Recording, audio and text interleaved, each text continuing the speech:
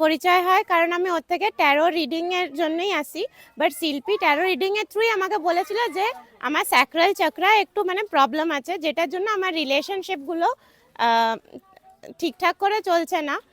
রোম্যান্টিকই নয়, শুধু ফ্যামিলিতেও আমার একটু একটু প্রবলেমস হচ্ছিল প্রথমে, মানে তো তারপর আমি আস্তে আস্তে ওর থেকে হিলিংটা শিখি, এনার্জি হিলিং। প্রথমে আমাকে তার জন্য অ্যাটিউন করে, অ্যাটিউনমেন্টও একটা প্রসেস হচ্ছে, খুব ভালো করে আমাকে ওই প্রসেসটা থ্রু গাইড করে।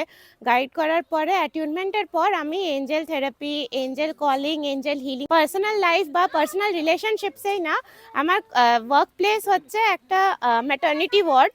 তো ওখানে আমাকে যা সমস্ত ট্রেনিং পিরিয়ডে আমি যা সমস্ত মেডিসিন অ্যাডমিনিস্ট্রেশন মানে আইভি দেওয়া বা যে সমস্ত জিনিসগুলো আমি শিখেছি, এগুলো তো আছেই স্কিলগুলো, তার সাথে কিন্তু আমি মাঝে মাঝে আর্কএঞ্জেল রাফায়েলকে কল করি, এঞ্জেল কলিং যেটা, এটা থ্রু।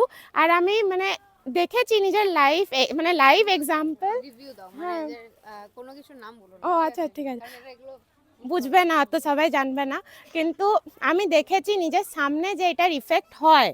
এবং যে শিল্পী যে থাইরয়েড চক্রা নিয়েও যেটা বললো, এটাও কিন্তু অনেকটাই ঠিক। কারণ আমরা যখন ঠিক করে নিজেকে এক্সপ্রেস না করতে পারি, নিজের ইমোশনসগুলোকে সাপ্রেস করে রাখি, সেটা আমাদের ওই অর্গানটাকে গিয়ে হিট করে, ওই গ্ল্যান্ডটাকে আস্তে আস্তে সেটাকে ডিটোরিয়েট করতে থাকে, ফাংশনিংটা ওই গ্ল্যান্ডের।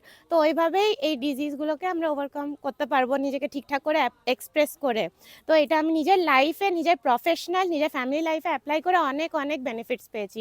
ওই জন্য আমি আপনাদেরকেও রিকোয়েস্ট করবো, যদি আপনাদের কোনো রকমের প্রবলেম থাকে যেটা আপনারা কাউকে বলতে পারবেন না, এই এনার্জির প্রবলেমগুলো, যে মানে ডিস্টর্টেড এনার্জি, অন্য ওভার থিঙ্কিং, অন্য অন্য থটস আসছে, তো সেগুলো অবশ্যই আমরা হেল্প যেন চাই, আর ঠিকঠাক মানুষের কাছে, বিশ্বস্ত মানুষের কাছে হেল্প নিয়ে আমরা এগিয়ে যাই। Thank you, thank you so much.